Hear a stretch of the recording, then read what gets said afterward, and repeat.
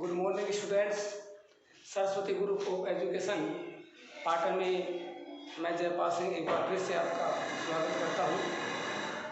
Students, हमने पिछले video में पढ़ा था नरेशन। उन नरेशन में हमने 2 रूल पढ़ लिए थे।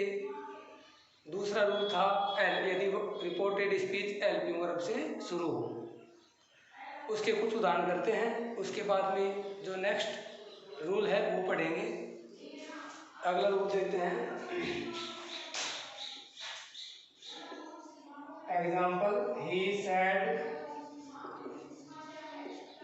To me have I met your son।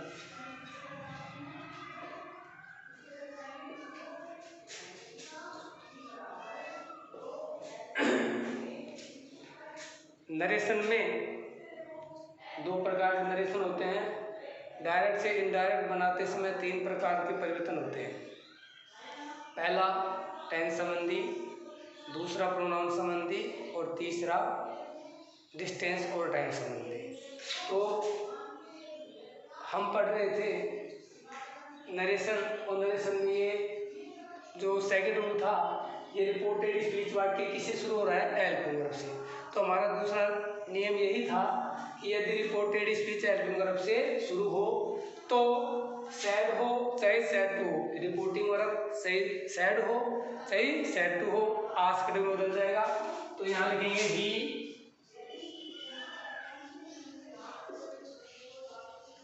Asked me. जो ये सैड टू है ये आस्क्ड में चेंज हो गया है। उसके बाद में कोमा की जगह इफ लगा दो चाहे वेदर लगा दो, दोनों में से एक लगा सकते हैं। तो रूल था सेड टू आस्क्ड में चेंज कर दिया हमने। कोमा इनवर्टेड कोमा की जगह इफ आता था, हमने लगा दिया। उसके बाद में साधारण सिंपल सेंटेंस बनाएंगे इसको। अब देखिए सब्जेक्ट कौन है इसका? आई सब्जेक्ट है और ये फर्स्ट पर्सन है। और फर्स्ट पर्सन हमने पढ़ा है सन बटे 123 1 2 3। अगर फर्स्ट पर्सन हो तो रिपोर्टिंग वर्ब है उसके सब्जेक्ट के अनुसार बदलता है। तो हमारा सब्जेक्ट यहाँ ही है, तो जो आई है वो सब्जेक्ट ही के आधार पे चेंज होगा और जो आई है वो ही में चेंज हो जाएगा, ही। ठीक है। उसके बाद helping verb have present perfect है। हमने टेंस संबंधी रूल पढ़ा है, उसमें क्या कहता है कि अगर हैज है वो डायरेक्ट में, तो इनडायरेक्ट बनाते समय जो हैज है वो हैड में कन्वर्ट हो जाता है। तो ही के साथ क्या लिखेंगे यहाँ पर? हैड। में ये प्रेजेंट परफेक्ट है, ये पास्ट परफेक्ट हो गया। तो थर्ड फॉर्म, इसमें भी थर्ड फॉर्म आती है, इसमें भी थर्ड फॉर्म आती है, हो गया। उसके बाद में ये यूअर सन है, ये क्या है? यूअर सन। अब यूअर कौन सा पर्सन है? सेकंड। और सेकंड पर्सन है वो हमेशा ऑब्जेक्ट के आधार पे चेंज होता है। यदि रिपोर्टेड स्पीच में सेकंड पर्सन हो तो वो रिपोर्टिंग वर्ब के ऑब्जेक्ट के अनुसार चेंज होती है। तो यहाँ ऑब्जेक्ट क्या है? मी। अब देखते हैं जो यू के प्रोनाउन है वो क्या है? यू, योर, यो। और ये किसके आधार पर चेंज हो रहा है? आई। मी के आधार पर, तो आई, माई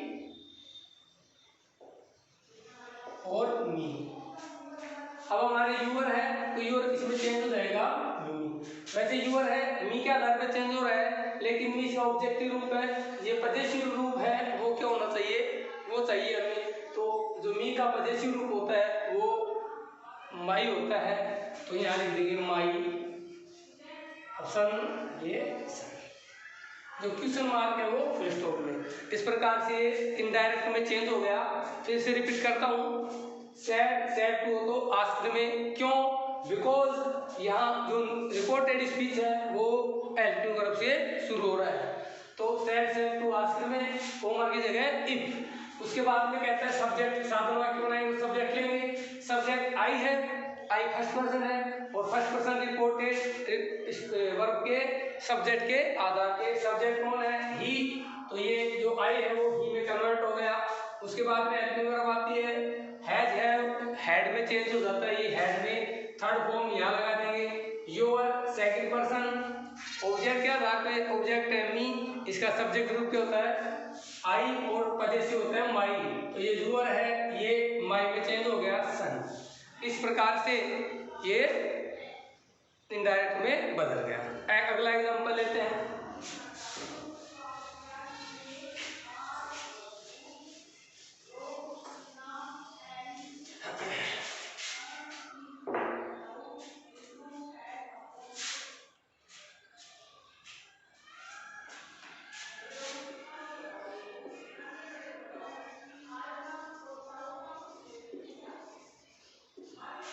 He said to his father, mother कर देते हैं।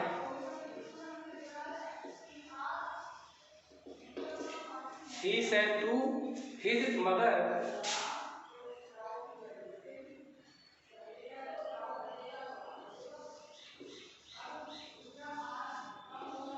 shall I go to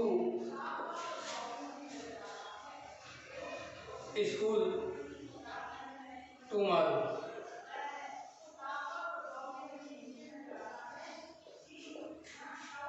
He said to his mother, shall I go to school tomorrow?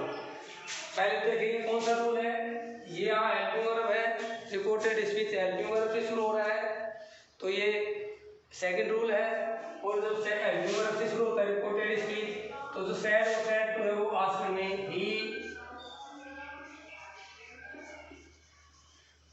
Asked his mother,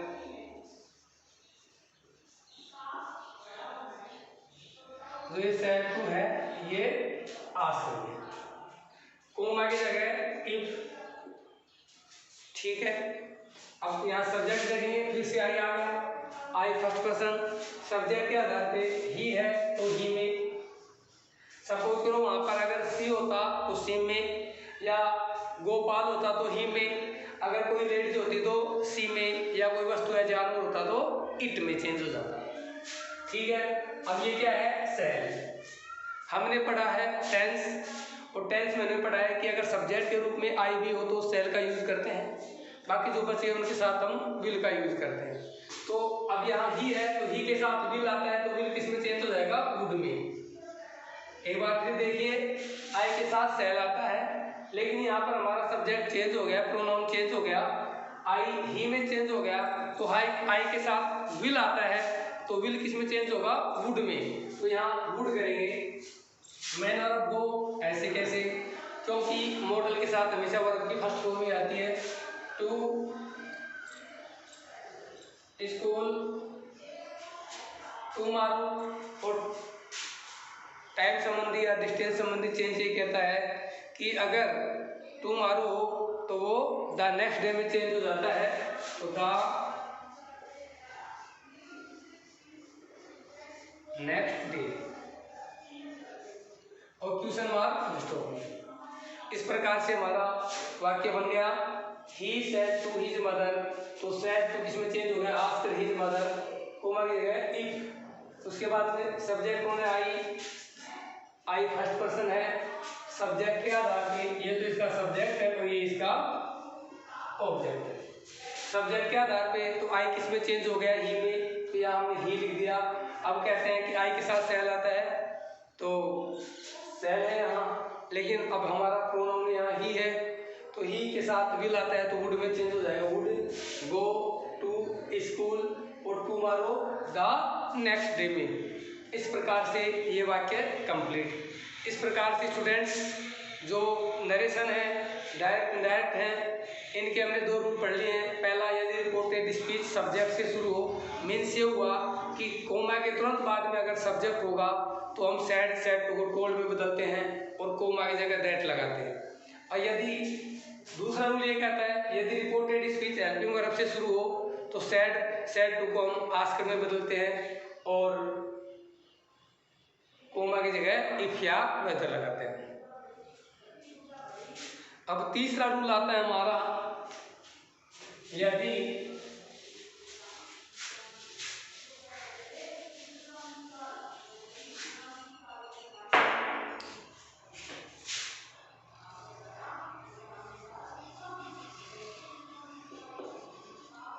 2/3 यदि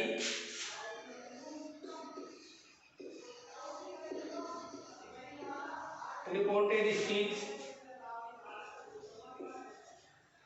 WH वर्ड से शुरू हो तो पहले कोमा के बाद में सब्जेक्ट था, दूसरे में हेल्पिंग वर्ब थी, अब तीसरे में क्या कह रहे हैं कि रिपोर्टेड स्पीच किससे शुरू होना चाहिए? WH वर्ड से। अगर WH वर्ड से शुरू होता है तो इस प्रकार से सैड हो चाहे सैड टू हो, इसमें चेंज हो जाएगा आस्कर में। कोमा इनडिज कोमा इनकी जगह कुछ भी नहीं आएगा, जो हमारा WH वर्ड है उसी को रख देंगे। रिपोर्टेड स्पीच WH वर्ड से शुरू होता है तो कोमा की जगह कुछ भी नहीं आएगा, जो रिपोर्टेड स्पीच का WH वर्ड है उसी को हम रख देंगे। उसके बाद में सिंपल सेंटेंस स्ट्रक्चर सब्जेक्ट आएगा, अगर हेल्पिंग वर्ब तो हेल्पिंग वर्ब आएगी, उसके बाद मेन वर्ब, उसके बाद ऑब्जेक्ट, ठीक है। उसके बाद अगर जो क्वेश्चन मार्क है वो फुल स्टॉप में। आपको ये दोनों का मिला जुला रूप बता देता हूँ। यदि वाक्य हेल्पिंग वर्ब से शुरू हो रिपोर्टेड स्पीच का, चाहे WH वर्ड से शुरू हो, सैड हो चाहे सैड टू हो, आस्क्ड में ही चेंज होगा। लेकिन रिपोर्टेड स्पीच के लास्ट में क्वेश्चन मार्क जरूर होना चाहिए, क्योंकि व्हाट और हाउ ये ऐसे शब्द हैं कि लास्ट में कई बार जो क्वेश्चन मार्क है वो भी नहीं आता, क्योंकि एक्सक्लेमेटरी सेंटेंस में भी आता है, आश्चर्य करते हैं जिनमें व्हाट और हाउ। इसलिए हमें रिपोर्टेड स्पीच के लास्ट में ये देखना पड़ेगा कि क्वेश्चन मार्क है या नहीं है। अगर क्वेश्चन मार्क है तो ये मानेंगे कि हेल्पिंग वर्ब या WH वर्ड से है, और अगर क्वेश्चन मार्क नहीं एक्सक्लेमेटरी मार्क है तो ये मान के चलेंगे कि वो WH वर्ड नहीं है, ठीक है। अब देखो याद तक यदि रिपोर्टेड स्पीच WH वर्ड से शुरू हो तो सैड हो चाहे सैड टू हो, किस में चेंज हो जाएगा? आस्क्ड में। और जो कोमाज है, कोमा इनडिज कोमाज है, उसकी जगह कुछ नहीं लगाएंगे, जो रिपोर्टेड स्पीच का WH वर्ड है वो ऐसे कैसे लिख देंगे। उसके बाद एक सिंपल सेंटेंस की स्ट्रक्चर होती है वो लिख देंगे, और जो लास्ट में क्वेश्चन मार्क है वो फुल स्टॉप में चेंज हो जाएगा, ठीक है। एग्जाम्पल देखते हैं।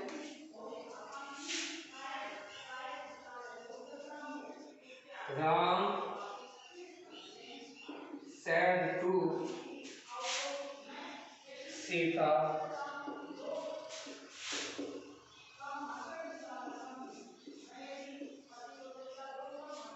where are you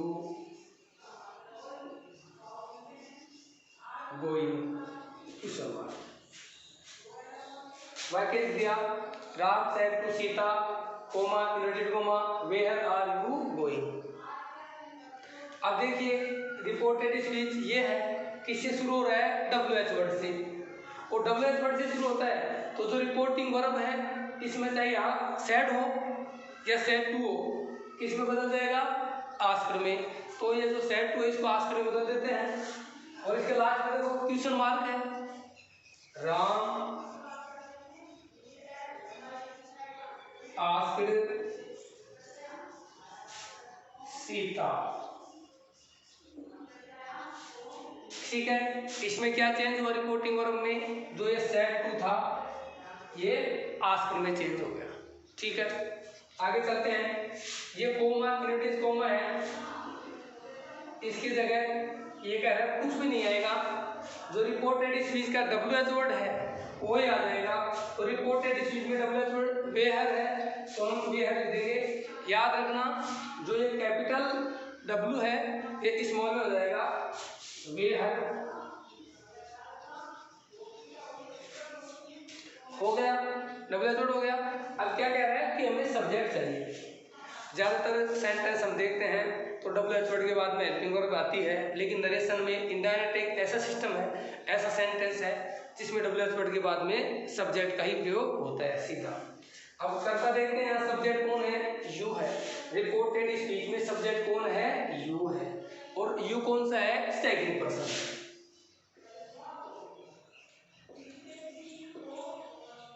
अब हमें पता है ये यू है, सेकंड पर्सन है, और सेकंड पर्सन किसके आधार पे चेंज होगा, ऑब्जेक्ट के आधार पे।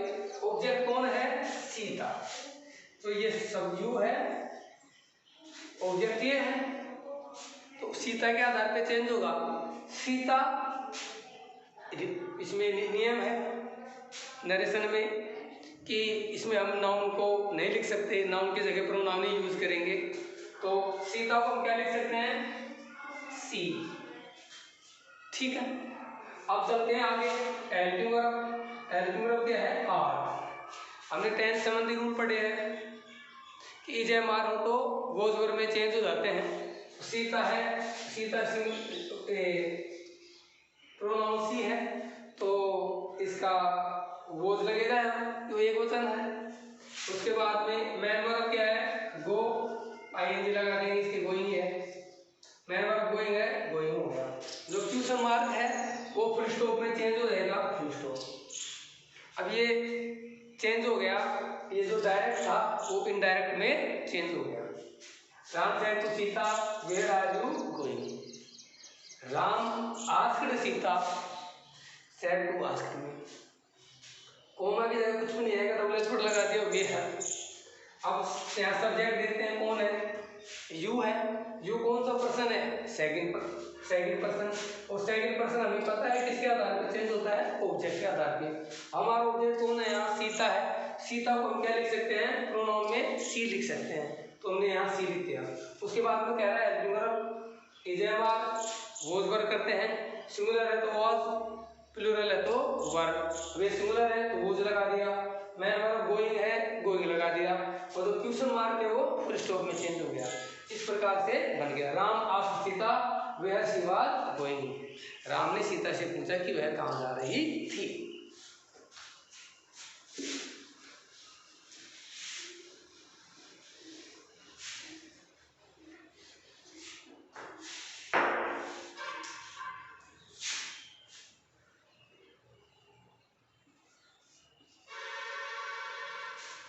You said to me, comma inverted comma, when did you return my book? Question mark. You said to me, comma inverted comma, when did you return my book? Reported speech ये है, किससे शुरू हो रहा है, डबल एच वर्ड से। वो double H word से शुरू हो रहा है तो क्या कर रहा है, सेड टू किस में चेंज कर देंगे, आस्क्ड मी। यू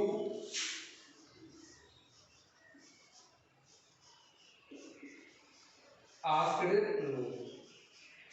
याद रखना, परीक्षा की दृष्टि से जो रूल नंबर सेकंड और थर्ड है वो बहुत ही इम्पोर्टेंट है, तो आप इसको अच्छी तरह से ध्यान में रख लें। इस बात को, इसको कैसे चेंज करते हैं, और इस नियम को भी अच्छी तरह से याद करना है। अब कोमा, इसके जगह ये डबल एच वर्ड ऐसे कैसे रख देंगे, हो गया। अब क्या रहा है, सब्जेक्ट, सब्जेक्ट कौन है, you. You second person, object के आधार पे, ये तो सब्जेक्ट है, ये ऑब्जेक्ट है। यू सब्जेक्ट है, मी के आधार पे, मी तो खुद ऑब्जेक्टिव है, तो इसका सब्जेक्टिव क्या होगा, आई। तो यहाँ आई भी चेंज हो गया। आगे देखते हैं, उसके बाद देखो हेल्पिंग वर्ब, देखो ये क्या है, डिड है, और हमने पढ़ा है डिड हो चाहे वर्ब की सेकंड फॉर्म हो, ये दोनों ही हैड प्लस वर्ब की थर्ड फॉर्म में चेंज हो जाती हैं। तो यहाँ लिख देंगे हैड। अब यहाँ रिटर्न है, इसकी third form return.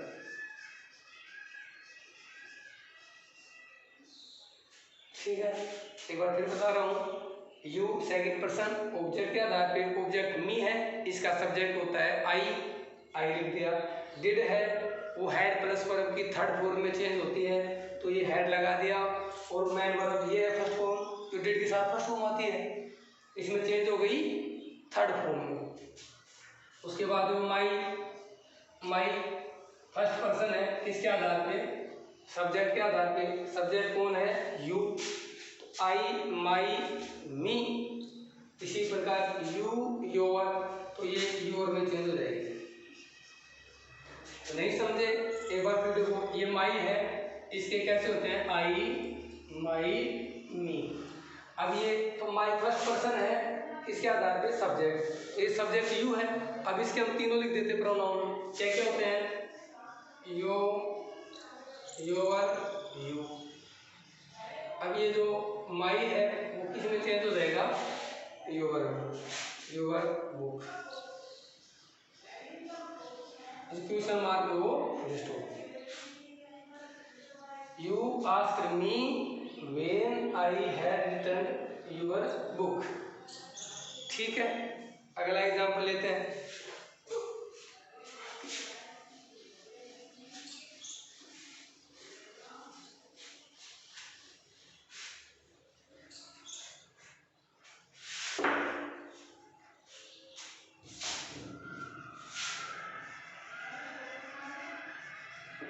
Sita said to Lakshman,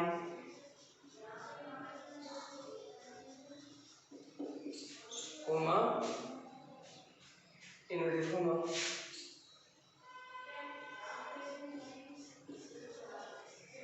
why are you not going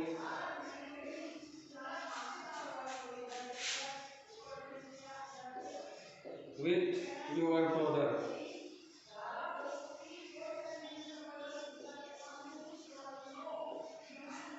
Sita said to Lakshman, why are you not going with your brother? अब इसको भी हम चेंज करेंगे। देखते हैं, डबल एच वर्ड है, और डबल एच वर्ड है तो आस्क्ड में सीता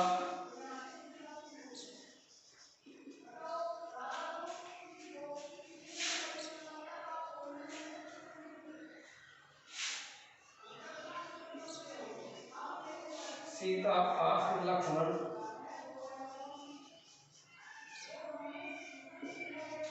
सेड टू आस्क्ड में चेंज हो गया। लक्ष्मण कोमा की जगह एक, सॉरी, जो डबल एच वर्ड है उसमें कुछ भी नहीं आएगा, ये वाई लिख देंगे यहाँ। ठीक है, अब यहाँ आते हैं, सब्जेक्ट देखते हैं। सब्जेक्ट कौन है? यू। सेकंड पर्सन है, किसके आधार पे? ऑब्जेक्ट के आधार पे। ऑब्जेक्ट कौन है? लक्ष्मण है, और लक्ष्मण मीन्स पुरुष है, मेल है, तो हम क्या लिख देंगे? इसका प्रोनाउन ही। जो ये नरेशन है इसमें हार्ड चीज यही है कि जो प्रोनाउन है उनको थोड़ा चेंज करना ही हार्ड है, बाकी ऐसा कुछ नहीं है कि जो याद नहीं हो। तो ये यू सेकंड पर्सन है लक्ष्मण के आधार पे, और लक्ष्मण को हम क्या लिख देंगे? ही। अब देखिए यहाँ हेल्पिंग वर्ब है, हेल्पिंग वर्ब क्या है? आर वाज वर्ब में, तो यहाँ वर्ब दे देंगे वाज। ठीक है, उसके बाद मेन वर्ब, ये नोट है तो इसमें नोट लगा देंगे। Main verb going with your. Second person Lakshman के आधार पे, ये यू था, ही में चेंज हो गया।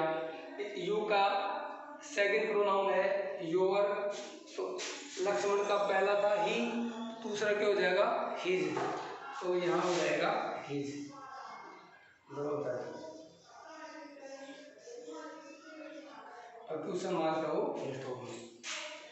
Sita asked Lakshman why he was not going with his brother. इस प्रकार से सेंटेंस बन गया। ठीक है, अगला और एग्जांपल देखते हैं।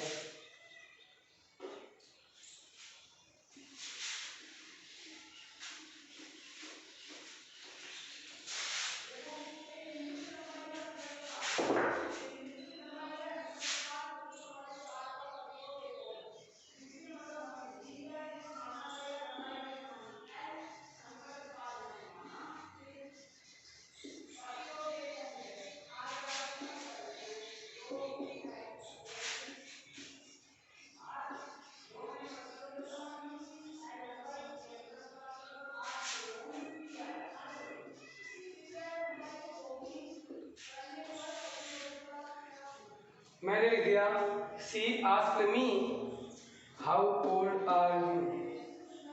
अब देखिए यहाँ मैंने आस्क्ड लिख दिया। नियम ये कहता है कि रिपोर्टेड स्पीच अगर डब्ल्यू वर्ड से शुरू हो सैड सैड टू आस्क्ड में चेंज होता है, लेकिन यहाँ से पहले आस्क्ड है तो घबराने की आवश्यकता नहीं है। आस्क्ड आस्क्ड में रहेगा, ऐसे नहीं कि सैड टू में कर देंगे। कई बच्चे उल्टा समझ लेते हैं कि सैड टू है तो आस्क्ड में और आस्क्ड है तो सैड टू में, ऐसा नहीं होता है। अगर आस्क्ड में दे रखा है ये समझो कि उसने हमारा आधा काम कर रखा है और एग्जाम में ये चेंज हुआ आता भी है। अगर ऐसा वाक्य आएगा तो इतना वाक्य हमें बना के भी देता है। हमें तो बस जो इन्वर्टेड कोमा है यहाँ से शुरू करना पड़ता है या इसके आगे से। मीन्स ये हुआ कि आधा काम तो हमारा ऑलरेडी कर देते हैं वो, है ना। तो हम इसको करते हैं सोल्व। सी आस्क्ड मी, ये भाई हाउ ओल्ड ऐसे कैसे जाएगा, इसमें डब्ल्यू क्या है हाउ ओल्ड, कंप्लीट साथ आएगा, हाउ नहीं आएगा, हाउ ओल्ड आएगा। सब्जेक्ट कौन है, यू, यू सेकंड पर्सन है, किसके आधार पर, ऑब्जेक्ट के आधार पर। ऑब्जेक्ट क्या है मी, मी का सब्जेक्ट क्या होता है आई। हो गया। उसके बाद में क्या है हेल्पिंग वर्ब, हेल्पिंग वर्ब क्या है आर है, आर किसमें वोज वर्ब में, ये क्या हो जाएगा वोज, और जो क्वेश्चन मार्क है दोस्तों।